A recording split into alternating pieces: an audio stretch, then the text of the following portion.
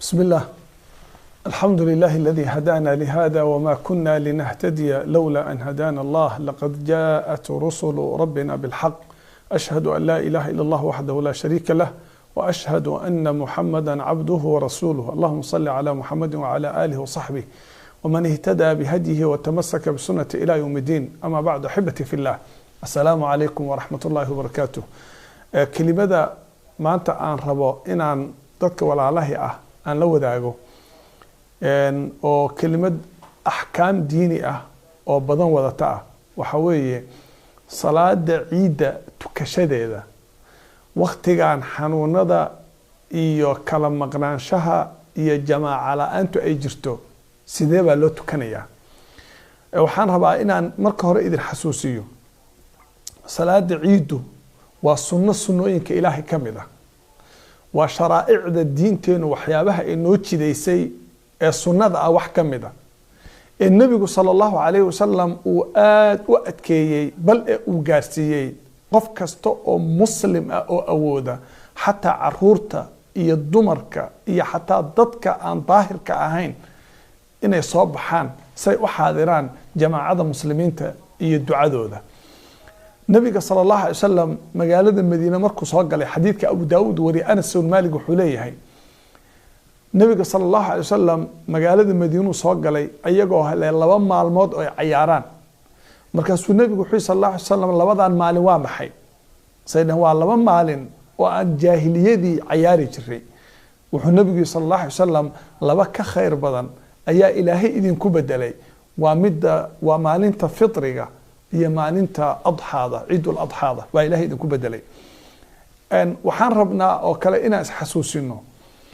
haddii qofka muslimka ah ay u suuroobi weydo in uu jamaacadii weyneed ee muslimiinta u xaadiro asagoo oo tukan jiray oo soo bixi jiray oo xaadiri jiray, ayay u suuroobi weyday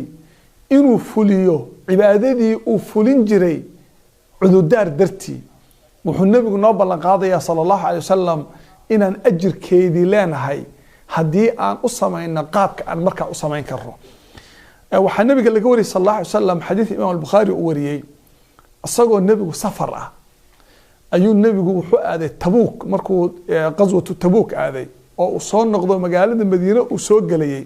ayuu nabigu wuxuu sallallahu alayhi wasallam magaalada Madiina waxa ku sugan qolooyin rag baa ku sugan, ma aydaan marin meel aad barteen, mana aydaan goynin waadi aad goyseen ilaa micigiinay ahaadeenoo way idinla socdeen,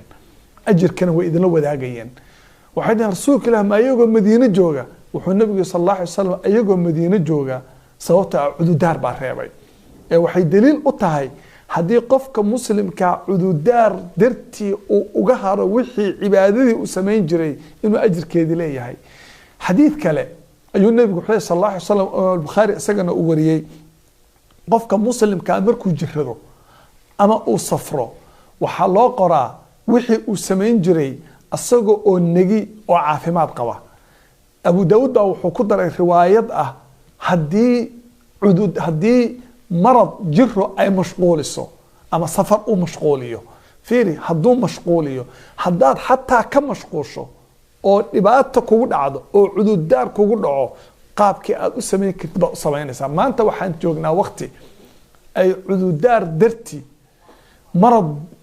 alla keenay dartii, in aan awoodi weyno inaan ciidihii soo baxno oo aan wada tukanno. maanta oo marka aynan suurtoobaynin jamac iyo jamaacaad midna, sidee baa salaada ciida loo tukanayaa? su-aashaas way su-aasha aan rabno inaan bal dhuuxno oo aan fiirno shareecada islaamku wixii ay ka tiri. dadka salaada ciida tukanaya waa 2 qaybood. qof keligii gurigiisa ku xayiran ama keligii gurigiisa ku jira xaalad keligii ah oo keli noqosho oo keligii guriga iska jooga, iyo qof ehelkiisa iyo dadkiisa iyo caruurtiisa ku dhex jira. si kasta oo ay noqotaba salaada ciida waa inaad tukato oo ayna kaa tegin. masaladan waa mas'alo fiqi ah oo sharci ah oo adiladeeda wadata. al-Imam al-Bukhari ayaa wuxuu saxiixiisa kitaabka ku baabaystay baab uu leeyahay baabu idaa faatathu salaatu lciidi yusallii rakcatayni wakadalika الnisaa waman kana fi lbuyuut liqowli nabiyi sala allahu alay wasalam hada ciiduna ahla alislaam. wuxuu leeyahay qofkii ay salaada ciidu ka tagto 2 ragcadood buu gurigiisa ku tukanayaa. dumarka iyo dadka guryaha iska joogana saasoo kale 2 ragcadood bay tukanayaan mana ka tegayo. oo nabigu wuxuu yidhi sala allahu alay wasalam tani waa ciideennii haddaan nahay dadka muslimiinta ah. anas ibnu maalik iyo saxaabadii nebiga saasay samayn jireen. hadday dhaafto salaada ciidu intay gurigooda ku noqdaan oo dadkooda iyo khaadimiintooda iyo caruurtooda ay aruuriyaan ayaa loo khudbayn jiray oo halkaa ay ku tukan jireen. khudbo ma akhrinayaa mase ma akhrinayo waa masalada aan raba inaan ka hadlo. marka si kastoo noqotoba waa inaad tukatid salaadii ciidda. waxaan rabaa marka inaan dhahno hadduu qofku keligii yahay oo aad keligaa guriga joogtid khudbo lagaama rabo, laakiin salaada ciidda waxaad u tukanaysaa sidii imaamka uu kuu tujin jiray oo shareecadu ay ku fartay. haddii aad xaaskaaga iyo caruurtaada iyo ehelkaaga aad ku dhex jirtid oo ay kuu suurtoobayso inaad khudbo akhrido ama qof uu khudbo idiin akhriyo, gurigiina ayaad khudbadii ciidoo kale ku akhrisanaysaan. qaabka loo akhrinayo iyo qaabka loo tukanayana waa faahfaahinayna insha allahu tacaala. laakiin waxaan isku waafaqnay shareecada islaamka marka la fiiriyo qof kasta oo naga mid ah maanta oo guryaha la joogo oo coronavirus waqtigiisii la joogo oo la soo bixi waayey in uusan qofku murugo isku ridin iyo maxaa loo ciidi waayey ee gurigiisa uu ku ciido qaabka ugu wanaagsan oo u ciidi karana uu ciido. 2 mas'alo, sidee baa salaada loo tukanayaa iyo sidee baa loo ciidayaa. salaada ciidda qaabka aad u tukanaysa waxaa dhici karta inaadan marar badan aada ku baraarugin maadaama oo imaamka uun aad ku xiran jirtay salaada, maadaama oo imaamka uu kaa kafaala qaadi jiray qaababkeeda. qaabkeen u tukadaa marka haddaan keligay ahay salaada ciidda? waxaad samaynaysaa waad istaagaysaa marka waqtiga ciidda la gaaro. waqtiga ciiduna wuxuu ka bilowdaa markay qoraxdu soo baxdo oo xoogaa ay kor u kacdo. waxay culimmadu ku qadaraan marka ay qoraxdu soo baxdo ilaa 1/4 saac markii la sugo ama ka badan. waa salaada weliba midaan ciidul fitriga waxaa sunno ah in xoogaa la daahiyo oo laga dhigo 7 ama 6 oo kale, maadaama oo salaadii mararka qaarkood 4 subaxnimo la tukanayo ama 5 la tukanayo in 7 ama kadib laga dhigo. markii qoraxdu soo kacdo ayaad waxaad samaynaysaa waad istaagaysaa. waxaad tukan kartaa qoraxdu markay soo kacdo ilaa duhurka wax yar ka hor inta laga gaarayo waqti u dhaxeeya baad tukan kartaa 7 saac ama 1 ama markaad ahayd 1 saac oo subaxnimo saa u taqaanidba 8 subaxnimo ama 2 saac 9 subaxnimo ama 3 saac saa u taqaanidba ayaa tukanaysaa. waad istaagaysaa adoo wayse qaba, qibladaad u jeedsanaysaa, waad takbiirsanaysaa, waxaad dhahaysaa waxaad niyeysanaysaa salaad ciid ah oo ciidul fitri ah inaad tukanaysid. markaasaad waxaad leedahay allahu akbar. markaasaad waxaad takbiirsanaysaa 7 takbiirood oo takbiiratul ixraamka aad ku xiratay ka dambeeya. allahu akbar markaad dhahdid yaad waxaad leedahay 7 mar oo kale allahu akbar, allahu akbar, allahu akbar, allahu akbar ilaa 7 aad ka gaarsiisid. ragcadda labaad waa 5 takbiirood oo aynan ku jirin takbiirta lagu soo kacayo. markaad soo kacdo tiraad allahu akbar baad 5 kale la imaanaysaa. madhabka shaaficiga oo soomaalida inta badan aan inagu ka dhigano xujada ee aan fiqi ahaan ka qaadana saas weeye. waxaa jira madhab kale oo qaba sida madhabka imaam axmed bin xambal oo kale iyo in takbiirta hore ay tahay 6 marka takbiirta ixraamka laga soo reebo, laakiin tan dambe way isku waafaqsan yihiin. haddaad qaadatid labada madhabba kaa qaatid waa sax, ama 7 takbiirta ixraamka ayna ku jirin ama 6 takbiirta ixraamka ayna ku jirin,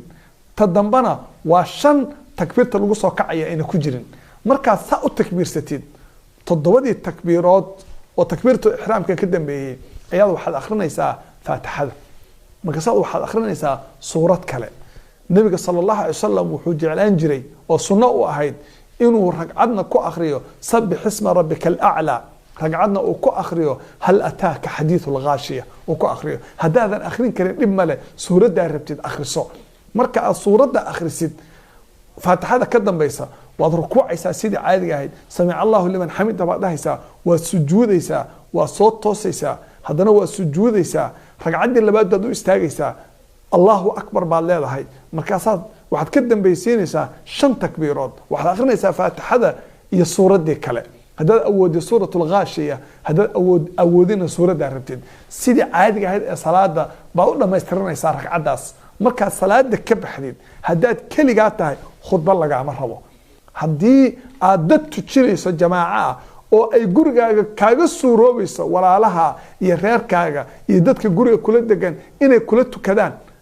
u fiirsada waa ka digaynaa in dadka dariska intay isu soo baxaan ay meel isugu yimaadaan inay dadku intay qaraabadu isu timaado isu wareegto ay isla tukadaan sababta waxa dadka loo kala karantiilay cudur baa jira cudurdaar baa jira ha ku mashquulin maya waa iida aan isu nimaadno gurigaaga joog gurigaaga ku tuko inta kula nool la tuji haddaad marka inta kula nool tujisid waxaad awood u leedahay inaad khudbo akhriso khudbo yar oo kooban ayaa fiican inaad akhrisid ilaahay ku xamdi aayada quraan akhri xoogaa waani haddaad rabto af soomaali ka dhig ayada dhan 5 daqiiqo ka dhig oo waana ah salaadii ciidda way ku dhamaatay ma sha Allah waa salaad fudud oo sahlan oo gurigaaga aad ku tukatay oo ajirkii ciidana aad ka helaysid marka xadiidka nabiga la fiiriyo sallallahu alayhi wasallam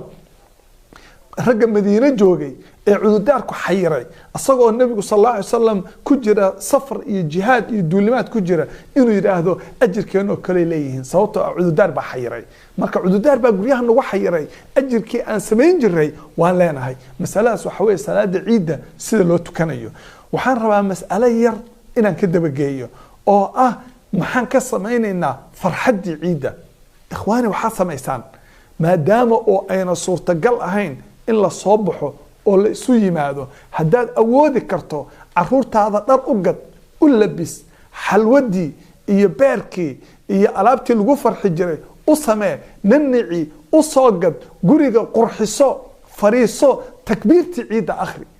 takbiirta ciidda waa in la akhriyo ma aha kaliya xataa hadaad tukanaysid inaad takbiirta ka tagto sidii caadiga ahayd bad Allahu akbar Allahu akbar Allahu akbar la ilaha illa Allah Allahu akbar Allahu akbar walillahi alhamdu bad qaadaysa caruurtaada ha kula qaadeen xaaskaaga ha kula qaado qofka guriga kula jooga ha kula qaado farxadii muujiya salaadii tukada kadibna isla quraacda isla fariista ciidii muujiya caruurta ka farxiya u muujiya inay maalintooda ciida tahay kaagii iyo xalwiyaadkii iyo nanaci iyo wixii la siin jiray caruurta siiya si ay u farxaan sababta nabigu wuxuu sallallahu alayhi wasallam tani waa ciideeni qolo kastana waxay leedahay ciid bay leeyihiin waa in la farxo oo dadka guryaha jooga xataa ay farxadda ciidu maalinta ay ka muuqato weeye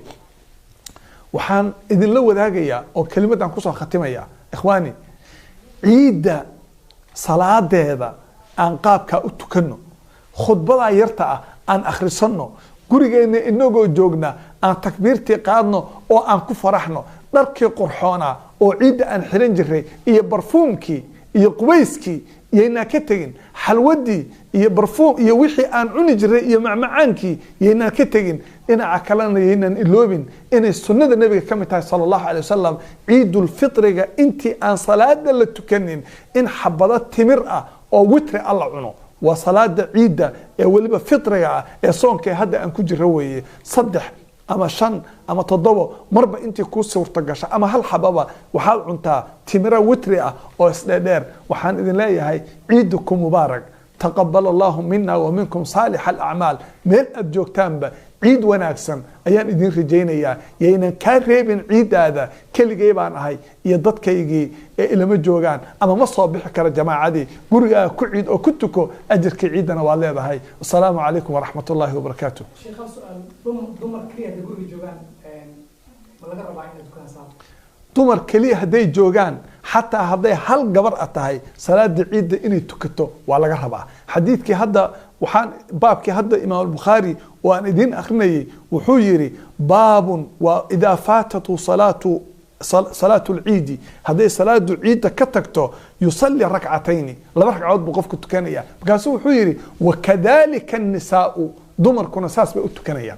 marka dad kaliga tahayna waxaad tukanaysaa labadii ragcadood ee ciida takbiiraadkeedii wadata sida imaamku u tukan jiray haddaad jamaacad dumar atihiinna mid baa idin khudbaynaysa oo idin hor istaagaysa oo idin wacdinaysa markaasaad waxaad tukanaysaan salaadii ciida waxaadna ogaataan mar walba khudbada ciidu salaada way ka dambaysaa oo salaada horeysa baaraka allah fiikum wasalaamu calaykum